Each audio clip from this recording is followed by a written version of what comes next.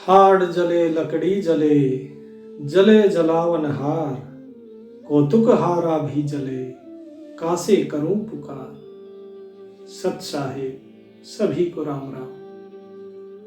एक बार सतगुरु कबीर साहब जी एक शमशान की बगल से गुजर रहे थे, तो जो उनके साथ में लोग थे उन्होंने देखा लोग राम नाम सत्य है बोलते हुए जा रहे हैं। तो उन्होंने सतगुरु कबीर साहब जी से पूछा कि साहब ये लोग कहते हैं राम नाम सत्य है, मरने के बाद जीते जी तो कोई राम नाम नहीं लेता, और ये जो संसार है क्या ये संसार ऐसे ही जीवन और मरण के चक्र में बंधा रहेगा? तो सतगुरु कबीर साहब बोले कि भाई ये संसार जो है ये नश्वर है, यहां कोई भी स्थायी नहीं है, जो आया है उसे जाना ही होगा। हाड़ जले जो लाकड़ी, केस जले जो घास, और सब जग जलता देख कर भया कबीर उदास। कि जब इस शव को जलाया जाता है तो इसकी हड्डियां ऐसे जलती हैं जैसे लकड़ियां जल रही हो, और इसके बाल ऐसे जलते हैं इसके केस मानो घास जल रही हो, और देख रहा हूं कि ये सारा संसार ही जल रहा है। हर कोई अपनी अपनी आग में जल रहा है। क्रोध की वासनाओं की जीते जी इनकी आग में जलता है, इच्छाओं की कामनाओं की अग्नि में जलता है, और इस अग्नि में जलते जलते अपने जीवन को नरक बना लेता है, और फिर एक दिन इस सैया पे आके लेट जाता है, फिर यहां जलता है, और इनको बचाने वाला कोई नहीं है। कैसे बचाया जाए और कौन बचाएगा? अगर मेरा भी ये शरीर है तो जब मेरा इस शरीर छूटे, तुम्हारा शरीर छूटे, तो बताओ तुम किसको पुकार करोगे? क्योंकि ये सारा संसार तो जल ही रहा है। हाड़ जले लकड़ी जले, कि जो हड्डियां हैं ये भी जल रही हैं। देखो तुम चिता को देखो स्वयं कि ये हड्डियां भी जल रही हैं, और जो लकड़ियां जो इनको जला रही हैं वो खुद भी जल रही हैं। और इतना ही नहीं, ये जो जलाने वाले खड़े हैं, जो जलावनहार हैं, ये सब भी एक दिन यहीं जलेंगे। अब किससे बताओ मैं पुकार करूं? जो ये बाहर खड़े तमाशा देख रहे हैं इनसे भी क्या पुकार करूं? क्योंकि एक दिन ये भी जलेंगे। कोई यहां स्थायी नहीं है।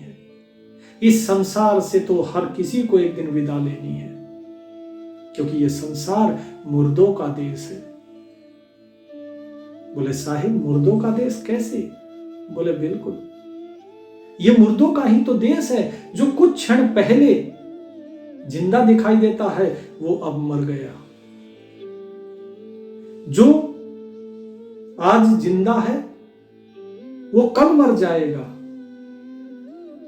और जो मर चुके हैं वे तो हो ही गए मुर्दे, और जो आने वाला है, जो जिंदा होने वाला है, वो भी मरा हुआ है, वो भी कहीं ना कहीं मर के आया है। तो ये संसार मुर्दों का ही तो देश है, और सभी को एक दिन इस शमशान में ही आकर लेटना है, और यही इस शरीर का अंतिम सत्य है। इस शरीर की यात्रा यहीं पर समाप्त होती है। यहां से कोई नहीं बचा, ना कोई पीर बचा ना पैगंबर बचा। पीर मरे पैगंबर मरी है, मरे हैं जिंदा जोगी, राजा मरे हैं प्रजा मरे हैं, मरे वैद और रोगी। साधो ये मुर्दों का गांव, ये मुर्दों का गांव है। यहां पर जो पीर हुए फकीर हुए वो भी इस चोले को यहीं छोड़ के गए, यहीं वो फूके गए, यहीं दफन हो गए, यहीं मर गए। बड़े बड़े पैगंबर आए और सब यहीं फना हो गए, सब खाक हो गए। कौन बचा है? योगी है वे मरे, राजा है वो मरा, प्रजा है ये भी एक दिन मर जा रही है, मरते आ रहे हैं और आगे भी मरे हैं। जो रोगी है वो तो मरता ही है, उसका इलाज करने वाला जो खुद को वैद्य कहता है वो भी मर जाएगा। तो बताओ ये मुर्दों का गांव हुआ कि नहीं? और इतना ही नहीं, तुम सिर्फ इस धरती की बात कर रहे हो। ये धरती ही नहीं, इस धरती के बाहर भी देखो चंदा मर है, सूरज मर है, मरण है धरणी आकाशा। 14 भुवन के चौधरी मर है, इन्हों की क्या आशा। कि भाई ये जो चांद है, ये सूर्य है, ये सब भी एक दिन नष्ट हो जाना है। विज्ञान भी यही कहता है कि ये सूर्य जो है ये रेड जाइंट स्टार होके खत्म हो जाएगा। कहीं पे ये बताया जाता है कि जो बड़े बड़े ग्रह नक्षत्र तारे हैं ये ब्लैक होल बन जाएंगे, मरेंगे सब, खत्म सब होगा, इनका प्रकाश भी खत्म हो जाएगा और ये चंद्रमा भी खत्म हो जाएगा, ये धरती भी खत्म हो जाएगी और ये आकाश जो दिखाई दे रहा है इस इतना विशाल जिसका कोई पार नहीं पाया जा सकता, ये आसमान भी एक दिन खत्म हो जाएगा, कोई नहीं बचेगा। इतना ही नहीं, जो अपने आप को 14 भुवन का चौधरी मानते हैं, 14 भुवन का जो अपने आप को ईश्वर मानते हैं, विष्णु जी, जो ब्रह्मा जी हैं, जो शिव जी हैं, बोले ये भी मरेंगे, तुम इनकी कहां आस लगा के बैठे हो।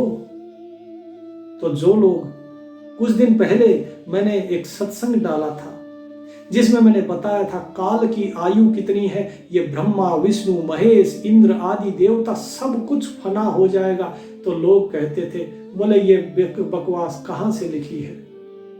कबीर साहब स्पष्ट रूप में कहते हैं कि 14 भुवन के चौधरी मर हैं, इन्हों की क्या आशा। इनकी क्या आशा कर रहे हो भाई, ये भी मर रहे हैं। अब बताओ इन 14 भुवन का चौधरी कौन है। बोले साधो ये मुर्दों का गांव। 9 मरे हैं, 10 मरे हैं, मर है सहस 88, 33 कोट देवता मर हैं, पड़ी काल की फांसी। कि भाई जो 9 अवतार हुए वो भी फना हो गए। कहां है वे 9 अवतार, गए, सब मर गए, कोई नहीं बचता इस संसार में। जो आया है उसे जाना है, जो प्रकट है वो गुप्त हो जाता है, जो जन्म लेता है वो मर जाता है। ये मुर्दों का गांव है।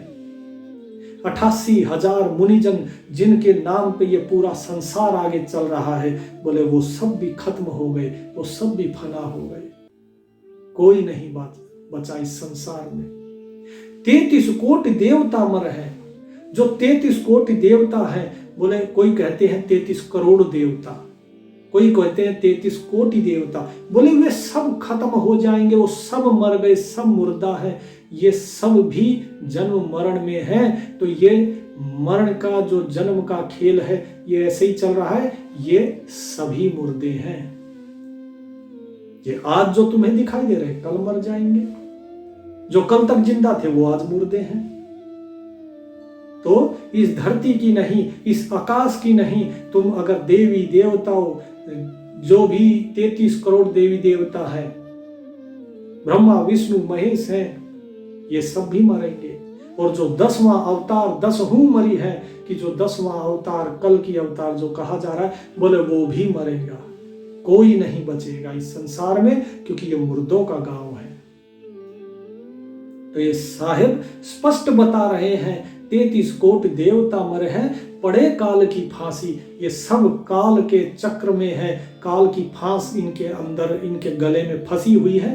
ये काल सबको निगल जाएगा, ये किसी को नहीं छोड़ता। अब ये 33 कोटि देवता कौन?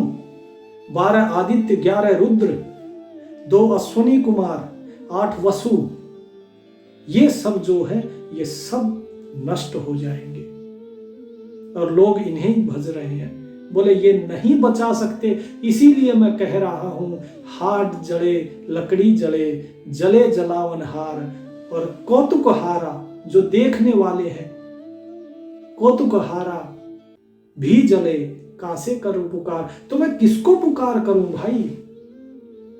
जब ये देवी देवता, ये ब्रह्मा विष्णु महेश, जब ये ही नष्ट हो जाने हैं, ये ही मर जाने हैं, तो मुझे कौन बचाएगा?